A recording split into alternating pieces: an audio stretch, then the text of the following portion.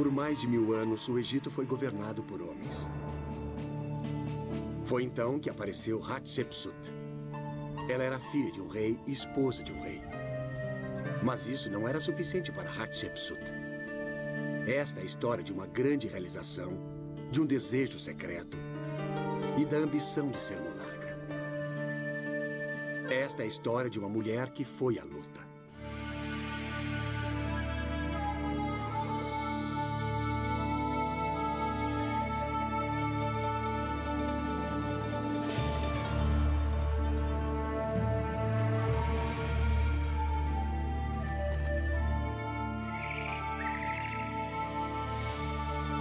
Os grandes egípcios.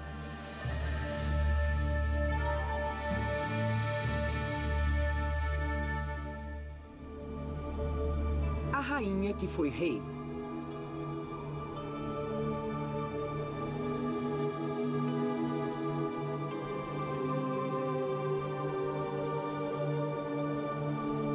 Há um mistério em torno de Hatshepsut que começa aqui, no templo de Der el-Bahri. Ele fica na outra margem do rio partindo de Tebas, o antigo capitólio religioso do Egito. 170 anos atrás, um jovem francês, Champollion, percorreu este corredor. Ele tinha acabado de decifrar um código hieroglífico e tornou-se o primeiro homem em 2000 anos a ler o nome de Hatshepsut. Quando Champollion chegou aqui, ele desvendou o mistério. Havia 2 reis na parede. Um deles, Champollion conhecia, Thutmose III. Ele tinha visto esse nome quando subiu e desceu o Nilo, e sabia que era um grande rei. Mas do outro, Champollion nunca tinha ouvido falar. Rei Hatshepsut. Agora, o que mais intrigava o pesquisador era o fato de que sempre que havia 2 reis juntos, Hatshepsut estava sempre em lugar de honra, à frente do outro rei. Aí as coisas começaram a ficar muito estranhas. Este é o diário de Champollion. E aqui ele registrou as inscrições, as cártulas, os nomes, e notou que onde havia um faraó de barba, os verbos e os substantivos estavam no feminino.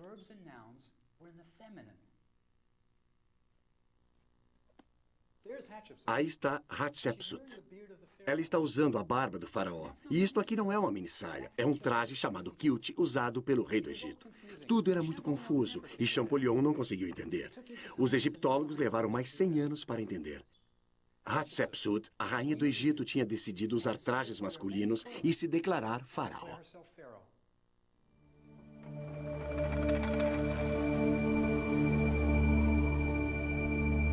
O pai de Hatshepsut foi enterrado numa tumba esculpida na montanha.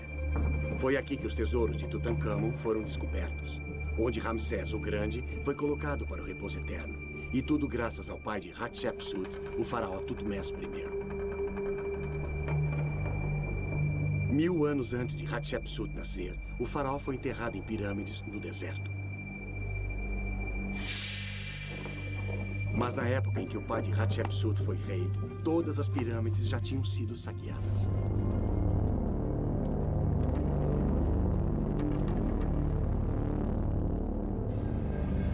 O Egito sofreu períodos de alvoroço e falta de controle e estava retomando a estabilidade. O pai de Hatshepsut precisava de um local onde ele e seus tesouros pudessem ser enterrados com segurança.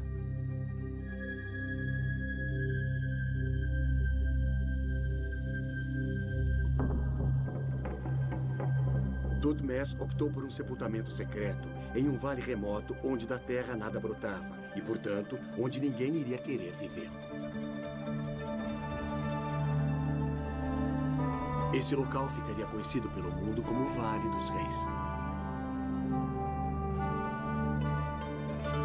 Era uma aventura audaciosa, mas como o pai de Hatshepsut era um homem audacioso, a tumba foi construída e Thutmose tornou-se o primeiro faraó do Egito a ser enterrado no Vale dos Reis.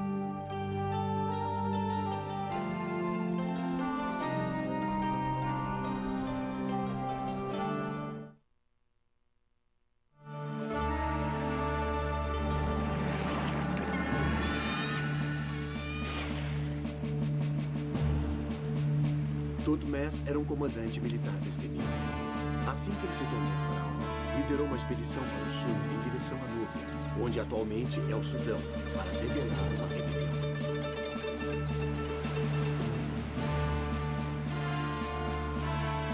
Ele teve de passar por 4 grandes capitais, sendo que todas elas podiam destroçar o mundo da ação.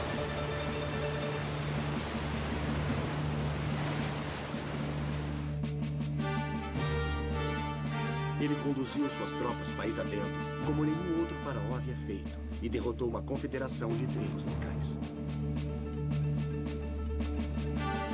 O pai de Hatshepsut era um homem forte.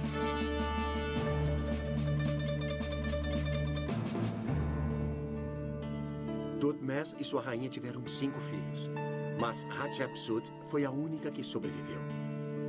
Era só nas suas veias que corria o puro sangue real. Mas uma mulher poderia se tornar rei do Egito.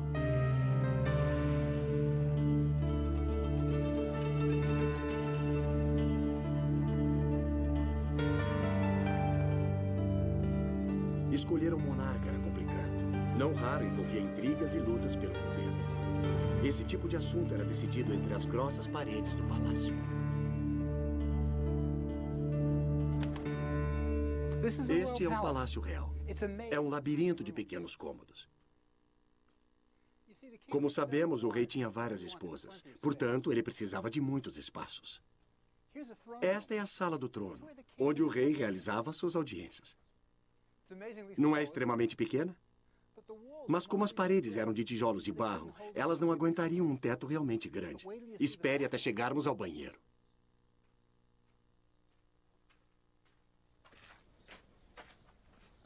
É quase um banheiro de acampamento, mas era a última moda no Antigo Egito. Estão vendo esta parede? É de pedra, uma extravagância. Se você tomasse muitos banhos num banheiro de paredes de barro, com certeza logo ficaria sem elas. Na antiga língua egípcia não existe a palavra rainha. O que o hierógrafo realmente quer dizer é grande esposa do rei. Havia somente uma grande esposa do rei, mas abaixo dela havia esposas menos importantes, e abaixo destas, as concubinas. Todas elas esperavam que um dia seus filhos fossem o rei do Egito.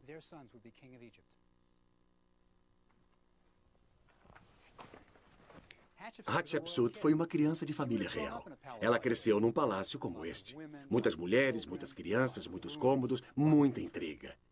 Sem dúvida nenhuma, ela era esperta e teria assumido o trono de seu pai se fosse um garoto. Mas os filhos da grande esposa do rei não sobreviveram. Portanto, a linha de sucessão não ficou muito clara. Naquela época, o filho de uma esposa menos importante poderia se tornar o faraó do Egito.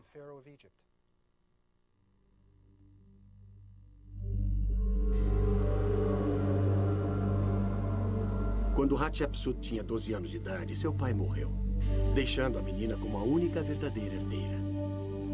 Mas como o Egito precisava de um rei, Hatshepsut foi dada em casamento ao seu meio-irmão Thutmose, que tinha o mesmo nome do pai. Como o rapaz era de origem meio real, filho de uma esposa menos importante, ele precisava de Hatshepsut se quisesse governar como rei. Thutmose II estava com seus 20 anos de idade quando desposou Hatshepsut e, portanto, a menina de 12 anos de idade se tornou rainha do Egito. Pouca coisa positiva pode ser dita sobre Thutmose II. Sua múmia sugere que ele estava longe de ser o tipo de homem com o qual uma mulher sonha. O marido de Hatshepsut era um homem de saúde débil, franzino, com pouca musculatura. Ele tinha 40 e poucos anos quando morreu. Era careca e tinha o corpo salpicado de feridas. Não construiu grandes monumentos, não ergueu obeliscos e não conquistou terras estrangeiras. Parece que preferia ficar em casa enquanto o exército partia em campanhas. Certamente um homem bem diferente do pai de Hatshepsut. O melhor que se pode dizer de seu reinado é que passou em brancas nuvens.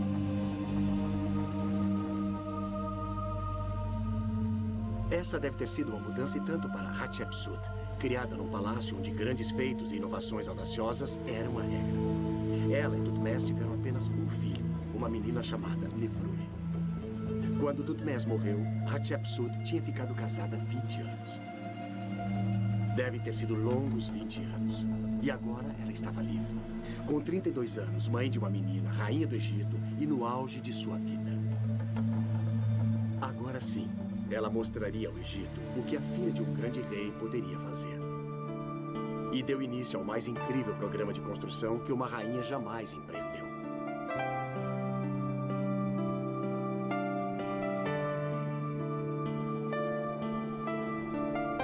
Der el-Bahri foi o templo mortuário de Hatshepsut, onde ela pôde ser adorada após sua morte. Nenhuma rainha tinha jamais construído algo desse porte para si no Egito, e o país deve ter ficado muito surpreso.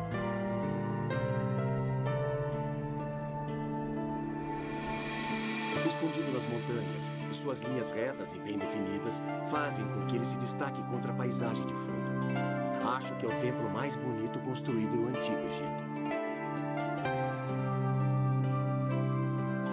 Durante o século anterior, os faraós egípcios tinham apenas se preocupado com a guerra, afugentando os inimigos. Este é o primeiro grande projeto arquitetônico desde os tempos bélicos. É um lindo trabalho de arte e uma forte afirmação política. A ordem divina será restabelecida. A rainha do Egito é capaz de grandes coisas. Foi o início de uma nova e maravilhosa vida. Durante 20 anos, Hatshepsut fora a dedicada e silenciosa esposa de Thutmose II. Agora, a energia que ela herdara de seu pai estava para se revelar. Der el-Bahri foi o anúncio do desabrochar de Hatshepsut. Mais uma vez, as oficinas reais começaram a produzir esculturas oficiais do monarca do Egito. Mas os retratos de Hatshepsut eram diferentes daqueles encomendados por seus predecessores. Agora, sua pessoa era retratada como esguia, de nariz aquilino e bochechas salientes. Uma mulher jovem, renovada e cheia de vida. Durante os 1000 anos seguintes, suas estátuas estabeleceram o padrão. O obelisco é uma das grandes realizações do mundo antigo. Hatshepsut tinha orgulho especial daqueles que ela mandou erguer no templo de Karnak. Se você quiser ter uma ideia do tamanho de um obelisco, repare neste que não foi terminado e ainda se encontra preso ao granito.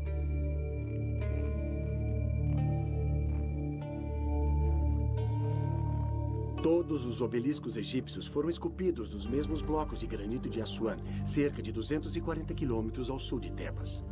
O granito era a única rocha resistente o suficiente para se fazer tal monumento. Esta gracinha pesa o equivalente a 3 aviões jumbo. Era um feito e tanto esculpir um obelisco. Ainda podemos ver os canais onde os operários passaram meses martelando para separá-lo do bloco matriz. Os 2 obeliscos de Hatshepsut ficaram prontos em apenas 7 meses e ela registrou seu transporte para o templo de Karnak nas paredes do seu templo em Der el-Bahri. As peças foram arrastadas sobre trenós até as margens do rio e os obeliscos foram colocados na barcaça inteirinhos. Deve ter sido uma cena incrível. Uma vez em Karnak, os obeliscos tiveram de ser erguidos e isso não foi nada fácil. Eles tinham 32 metros de altura e pesavam 350 toneladas cada. Não há registros escritos de como os egípcios levantaram esses monumentos. A teoria atual é que eles foram abaixados numa rampa por sobre uma enorme base de granito. Em seguida, foram ajeitados num sulco já pronto na base e depois puxados para cima com o apoio de várias cordas. Querem saber o que é que ainda os mantém em pé? Nada. Não é incrível que a única coisa que segura um obelisco na base é seu próprio equilíbrio perfeito? Isso é que é exatidão. Na base de seus obeliscos, Hatshepsut mandou escrever as seguintes palavras. Ela mandou fazer esses monumentos como uma homenagem a seu pai Amun, senhor de Tebas, que se destacam em Karnak. Feitos para ele, os 2 obeliscos eram de granito do sul. Os picos de Electrum, o melhor de qualquer país, são vistos nas 2 margens do rio. Hatshepsut tinha o direito de se orgulhar. No século XIX, o Egito deu obeliscos à França, Inglaterra e Estados Unidos. Só que os presenteados tiveram de ir buscar seus presentes. E eles puderam constatar que não era fácil transportar esses monumentos. Os americanos tiveram inúmeros problemas para transportar seu obelisco para Nova York. Ainda no Egito, foi preciso retirar um pedaço do casco de um velho cargueiro, embarcar o obelisco e rumar para a América do Norte.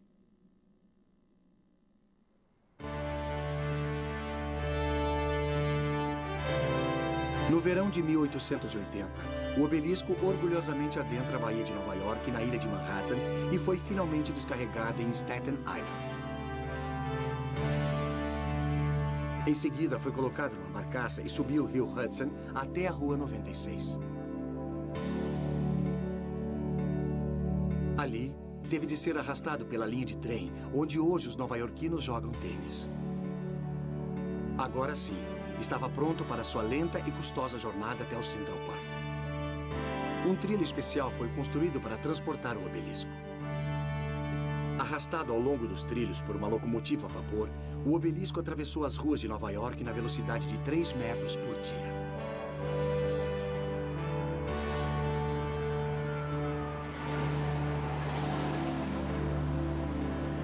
Chegou a demorar dias para dobrar uma única esquina. Trabalhando dia e noite sem parar, foi só depois de um mês que ele chegou ao Central Park. Quando o obelisco estava pronto para ser içado, o inverno já estava no final. Foram necessários 4 meses para que o obelisco percorresse menos do que 3.200 metros. Imagine como foi com os obeliscos de Hatshepsut. Em apenas 7 meses, ela esculpiu 2 obeliscos, transportou-os por 240 quilômetros e ergueu-os no templo de Karnak. E isso sem locomotivas a vapor, sem macacos hidráulicos, usando apenas seres humanos. Para realizar grandes coisas, você precisa de grandes pessoas e Hatshepsut contava principalmente com um homem, Senmut. Ela elevou Senmut, o tutor de sua filha, à posição de supervisor dos trabalhos. Hatshepsut o conhecia muito bem e confiou sua única filha a ele. A dedicação de Senmut para com Hatshepsut foi muito bem recompensada. Ele tinha origem plebeia, mas chegou aos altos postos do país.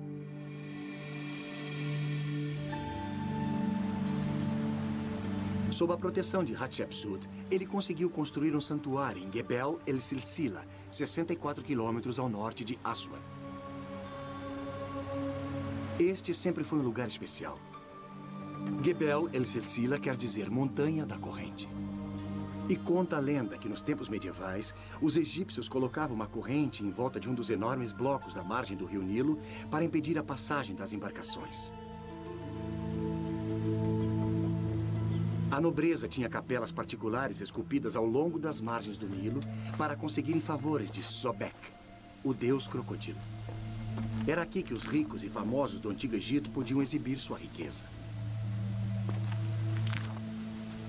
É um lindo lugar. No Nilo é muito calmo. Os turistas nunca chegam a Gebel el-Silsila.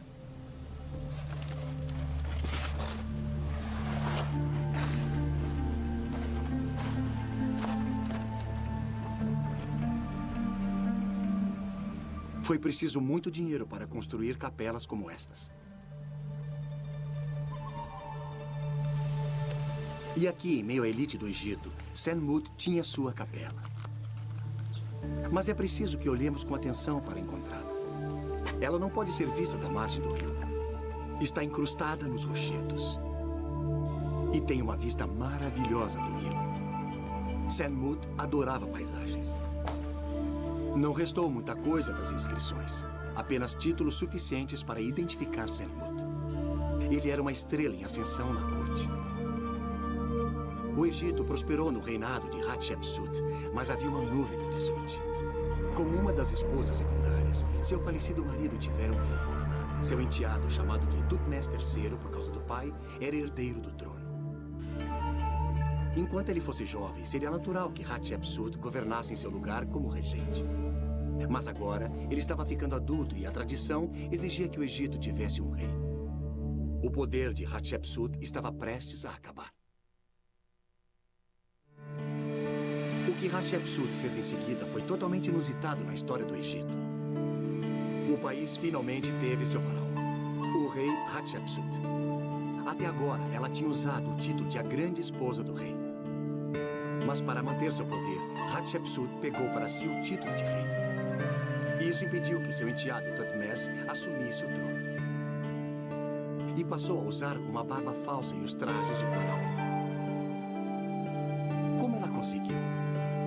A resposta é: ela era, sem sombra de dúvida, uma excelente governante, e o Egito estava feliz com ela. Um membro da corte falou sobre ela. O consorte divino Hatshepsut resolve as questões das duas terras através de seus planos. O Egito era feito para trabalhar com a cabeça inclinada para ela, a excelente semente de Deus. Hatshepsut tinha de fazer o papel de um homem para continuar a governar o país. Mas ela não pretendia ser um homem.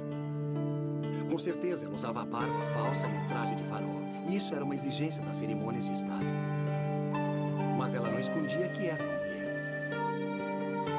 Até mesmo seu nome, Hatshepsut, significa a mais nobre das mulheres. Veja bem, como ela era um ótimo governante e o Egito era uma terra próspera, eu acho que o povo conseguia aceitar Hatshepsut como seu rei.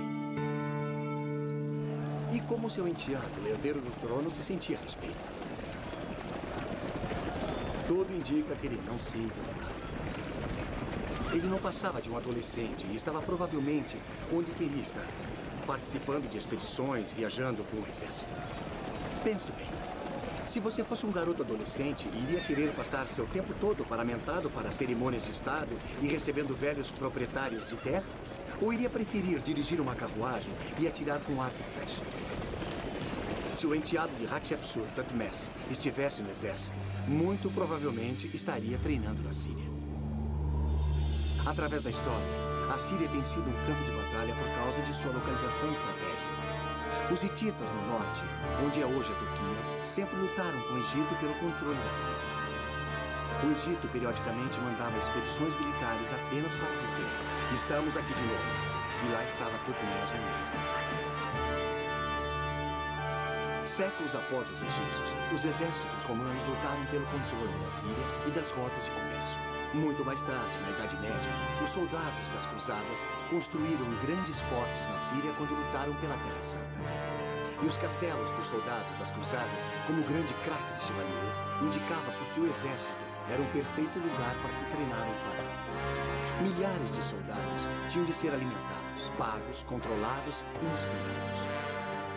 Um exército daquela época não era só uma força de combate. Era uma enorme burocracia que tinha de ser administrada. Alguém tinha de supervisionar os estábulos, as armas, as bigas. Imagine os problemas. Como transportar alimento e conservá-lo para milhares de homens. Thutmose aprendeu tudo isso. Quem conseguia dirigir um exército saberia governar o país. A vida militar no Antigo Egito exigia personalidade forte e prestativa. Era preciso estar sempre se locomovendo, vivendo em acampamentos rudimentares, na companhia de milhares de homens, e havia sempre a ameaça do perigo.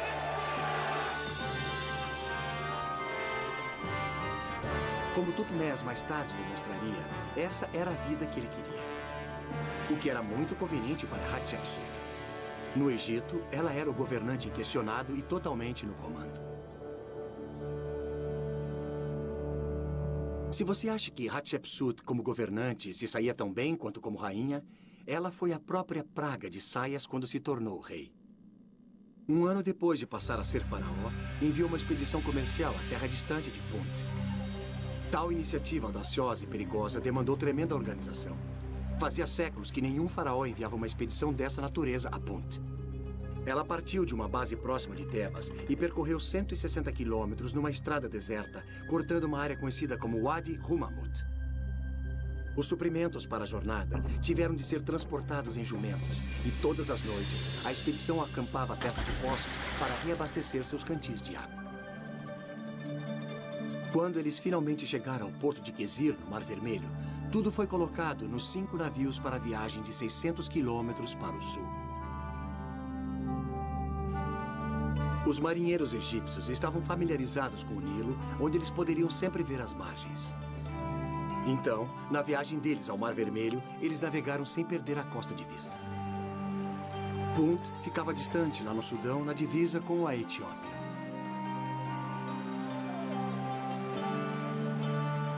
A A expedição foi uma grande aventura e Hatshepsut registrou-a nas paredes de seu templo.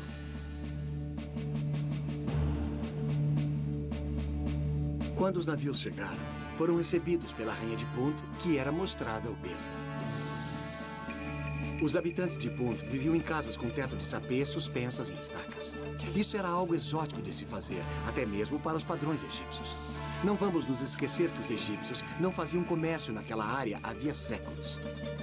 Esse foi o primeiro registro pictórico da vida tribal africana da história. As transações pareciam ter corrido muito bem. Os navios foram carregados com pilhas de incenso, além de olíbano e árvores de mirra com suas raízes cuidadosamente embrulhadas e protegidas por cestos. Uma expedição para Punt não era tarefa fácil, e somente um país próspero e bem governado podia realizá-la. Mas era o Egito de Hatshepsut.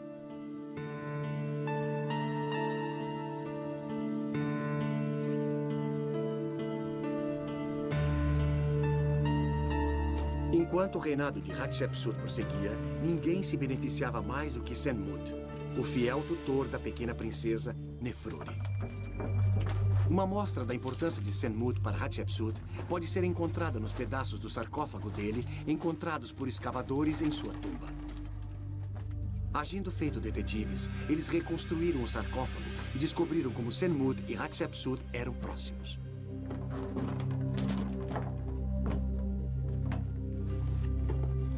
Ela tinha dado a ele o sarcófago dela para que ele fosse enterrado.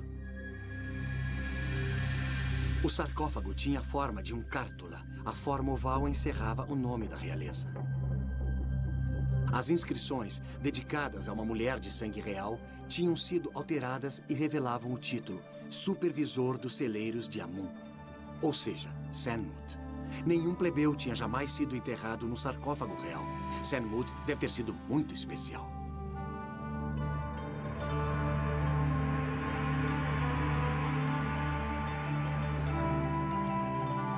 O sarcófago deve ter sido entalhado para Hatshepsut quando ela ainda era rainha. Mas quando ela se tornou rei, ela precisou assumir sua posição como faraó. Por isso ela deu seu sarcófago de rainha para Senmut, onde ele pudesse repousar por toda a eternidade em sua tumba diante de uma vista maravilhosa.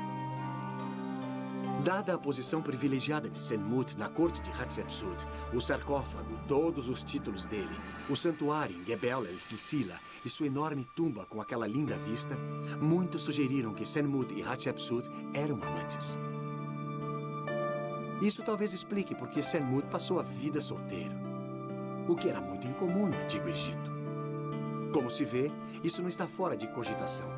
Se eles eram amantes, e isso acontecia em segredo, ele era um plebeu e ela era a monarca do Egito. Mas haveria provas de que eles foram amantes?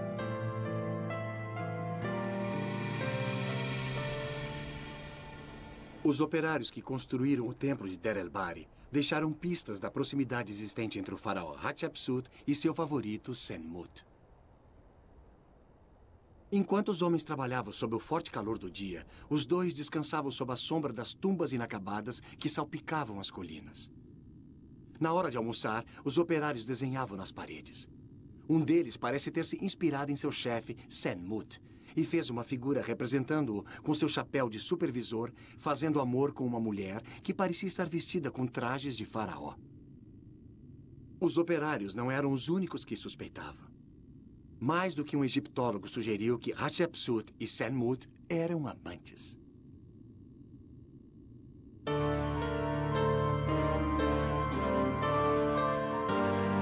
Os operários de Der el-Bahri tinham razões especialmente boas para suspeitar desse caso de amor. No templo de Hatshepsut, Senmut aparece dezenas de vezes, normalmente mostrando veneração a Hatshepsut. Nenhum plebeu jamais aparece tantas vezes na parede de um templo. Senmut e Hatshepsut devem ter sido muito próximos mesmo.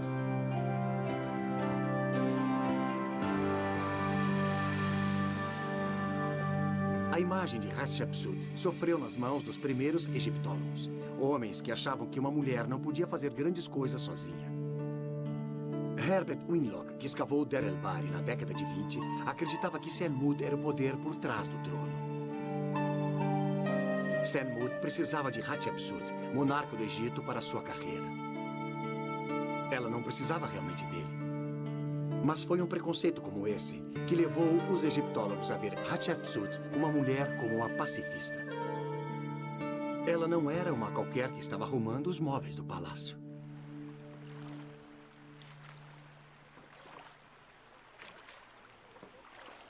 Existe até um relatório segundo o qual ela conduzia suas tropas nas batalhas. A prova está na ilha de Sahel, ao sul de Aswan. Trata-se de um lugar distante, raramente visitado. Parte da diversão de ir até lá é tomar a balsa local. Há pelo menos uma testemunha ocular das explorações militares de Hatshepsut. Trata-se de um dos seus caçadores de tesouros que foram numa campanha militar à Núbia, provavelmente para controlar os gastos e o saque que trouxeram. Na volta, ele parou na ilha de Sahel.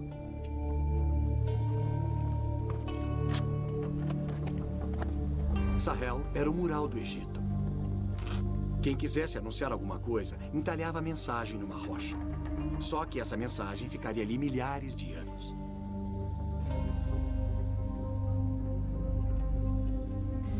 De qualquer forma, Ti, o caçador de tesouro, ficou tão impressionado com o que ele viu de Hatshepsut em Núbia que registrou tudo numa rocha.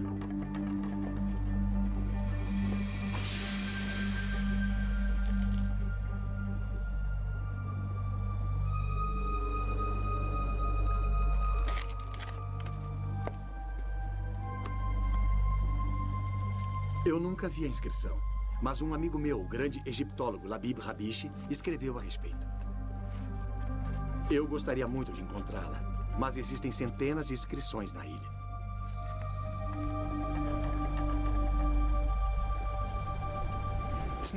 Não é o que eu estou procurando, mas é muito bom. É uma inscrição de Hatshepsut. Foi entalhada por um homem chamado Amenhotep. Esse era o nome dele. E ele trabalhava para Hatshepsut como supervisor das obras aqui. E ele tinha muito orgulho de ter esculpido 2 dos obeliscos da rainha. A palavra em egípcio é terrenu. Agora ele tinha um problema. Hatshepsut era rei, mas era mulher. Portanto, o pobre Amenhotep não sabia direito como se dirigir a ela. Aqui ele diz que era apaixonado por ela. Ele queria ser politicamente correto, mas não sabia o que fazer. Mas o que eu quero é encontrar a outra inscrição sobre a expedição militar.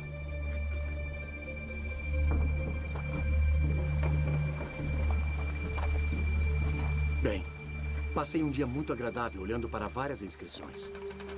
Melhorei minhas habilidades em colocar rochas em ordem, mas ainda não consegui encontrar o que estava procurando. Existem inúmeras inscrições aqui, e acho que andei olhando no lugar errado. Então me deixem dizer por que é importante. Como eu disse, o entalhe foi feito pelo caçador de tesouros, Ti, cujo trabalho era controlar produtos de saques que o exército executou na Núbia. Diz ele que Hatshepsut estava com o exército na Núbia e que ela derrotou os núbios. Ti, na verdade, viu os chefes núbios, que tinham sido capturados, serem levados à presença de Hatshepsut. Ela não era nenhuma pacifista. Era a monarca do Egito, podia fazer qualquer coisa.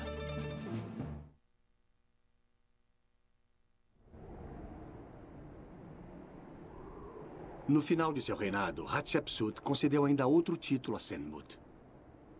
Ele teve permissão de construir uma tumba ainda maior ao lado do templo dela em Der el-Bahri. Era uma coisa extraordinária para um plebeu ser sepultado dentro dos recintos de um templo real. Mas, como vimos, Senmut não era um plebeu comum.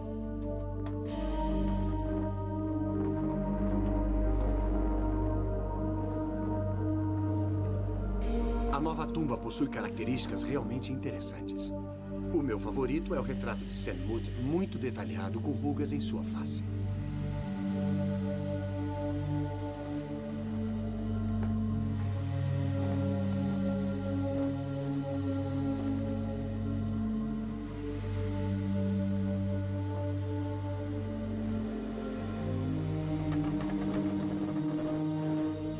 Este é o primeiro teto astronômico da história. Pode-se ver até as constelações. Depois de Senmut, os faraós do Vale dos Reis copiariam isso. É muito interessante.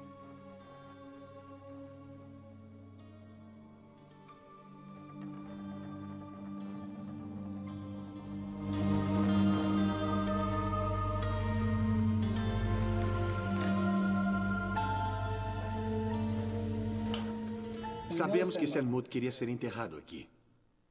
Ele cobriu as paredes com feitiços do Livro dos Mortos. Então fez um pedido. Vocês que estão na Terra dos Vivos, sejam escribas ou sacerdotes, recitem os feitiços mágicos para Senmut, o serviçal de Amun. Deve ter havido uma razão especial para que Hatshepsut permitisse que Senmut construísse sua tumba dentro dos parâmetros de seu templo. Os túneis da tumba de Senmut vão em direção ao Vale dos Reis, ficando somente a alguns metros dele. É onde Hatshepsut tinha construído sua tumba. Incapaz de expressar seu amor em vida, pretendiam passar a eternidade juntos. E vocês vão ver que eles conseguiram.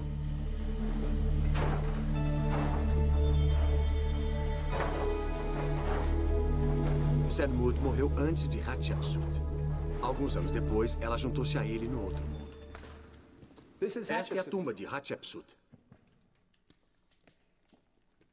Há muita história aqui. Antiga e moderna. Ela foi descoberta em 1903 por Howard Carter. 20 anos antes, ele havia descoberto a tumba de Tutankhamon. Mas quando Carter descobriu esta tumba, ela estava cheia de cascalho trazido pelas tempestades que geralmente atingem o Vale dos Reis. Foi um trabalho muito difícil.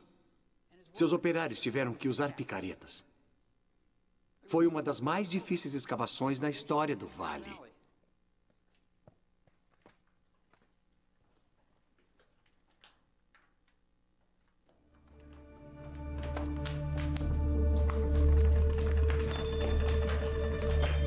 Após 2 meses de limpeza, Carter teve que parar.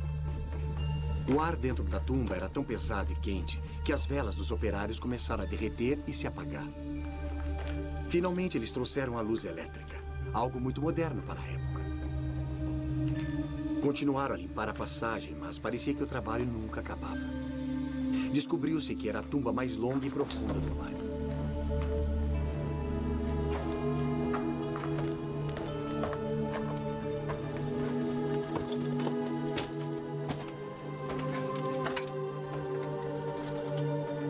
No início da construção da tumba, os operários de Hatshepsut encontraram pedras ruins não adequadas para fazer as decorações das paredes.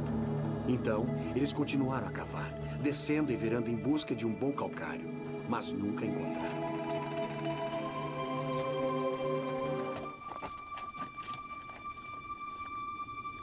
Eu queria muito chegar à câmara mortuária, mas a mesma coisa que deu tanto trabalho a Carter também me deteve.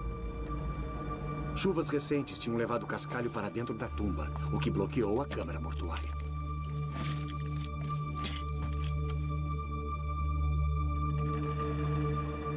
De qualquer forma, Carter finalmente chegou à câmara mortuária, onde encontrou 2 belos sarcófagos de quartzito.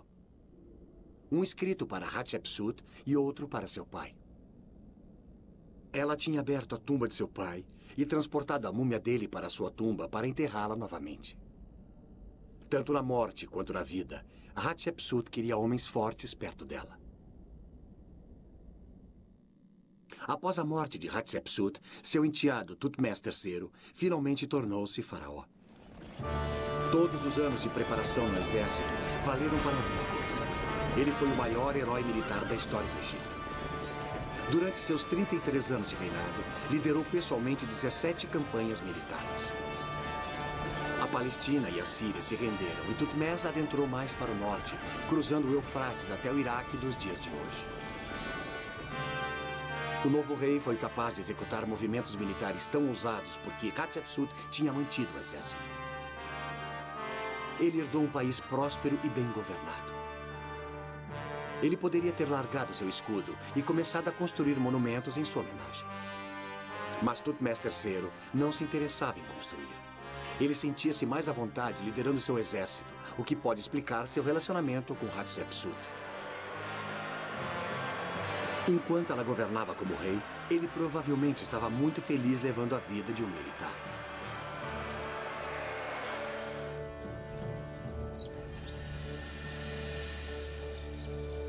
Os resquícios de um santuário de pedra vermelha, construído por Hatshepsut no Templo de Karnak, sugerem que tal relacionamento foi mutuamente benéfico. Os blocos desmantelados, que esperam um novo arranjo feito pelos egiptólogos franceses, levam o nome de Hatshepsut e Thutmose. E são colocados lado a lado como co-governantes. Eles não competiam. Mas após Thutmose ter reinado por 20 anos, parece que houve uma mudança de sentimentos. Foi quando o Santuário Vermelho de Hatshepsut foi destruído.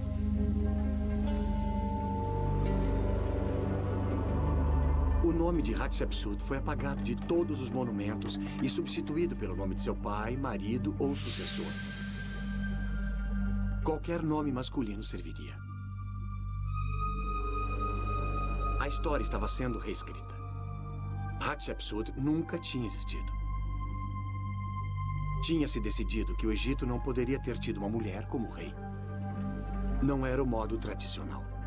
A ordem divina tinha sido alterada. Mas, como poderão ver, a história encontrou uma forma de empatar o placar.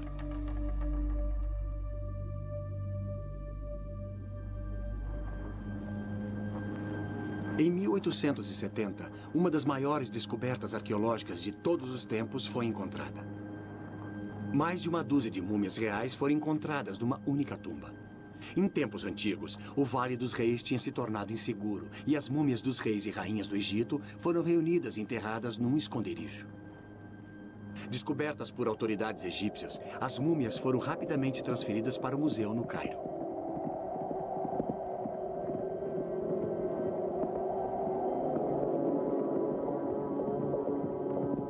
No esconderijo estavam as múmias de Thutmose I, Thutmose II, Thutmose III, Ramsés o Grande e outros grandes egípcios.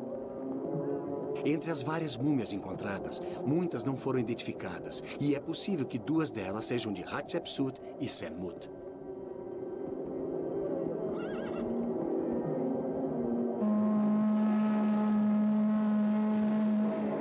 Entre os objetos encontrados com as múmias, está uma caixa com a cártula de Hatshepsut gravada nela.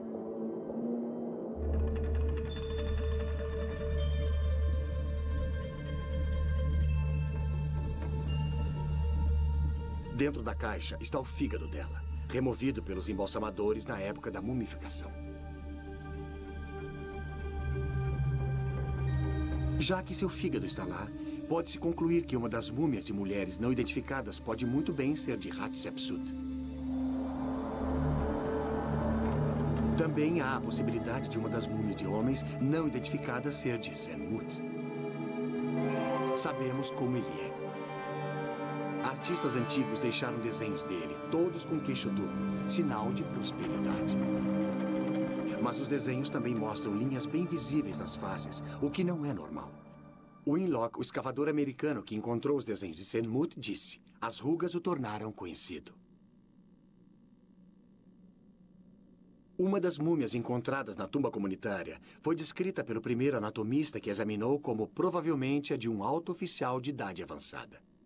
Poderia ser Senmut. O que é realmente interessante sobre essa múmia conhecida como Homem Desconhecido C são as rugas profundas em sua face.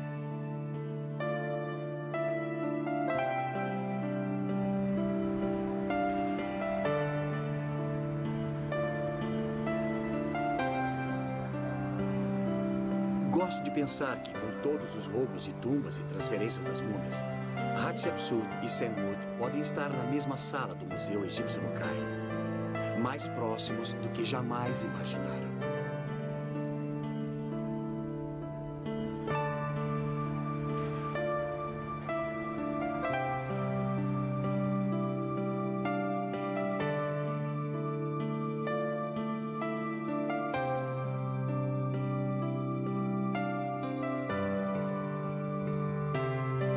O reinado de 20 anos de Hatshepsut foi um grande sucesso em todos os níveis.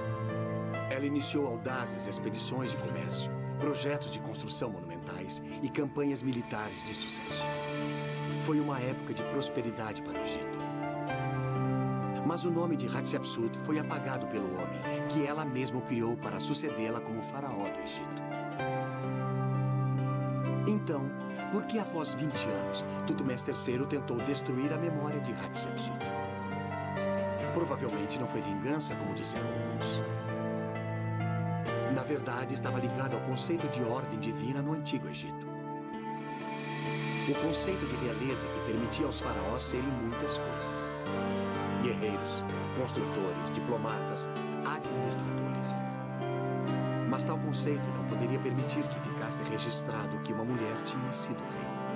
O crime que fez Hatshepsut ser omitida das listas de reis do Egito parece ter sido o de ser mulher. Só isso. Mas não se pode esconder uma boa mulher. Hoje, se quiserem ver o templo mais bonito do Egito, visitem o templo de Hatshepsut em Deir el-Bahri. E se quiserem ver o mais alto obelisco de todo o Egito, visitem o templo Karnak e admirem o obelisco de Hatshepsut. Quase como se pudesse prever o futuro, Hatshepsut escreveu: Aqueles que virem meus monumentos no futuro e falarem de meus feitos, cuidado para não dizerem que não aconteceram ou que foram fruto de vaidade. Ao contrário, digam o quanto de mim está presente neles, o quão dignos de meu pai eles são.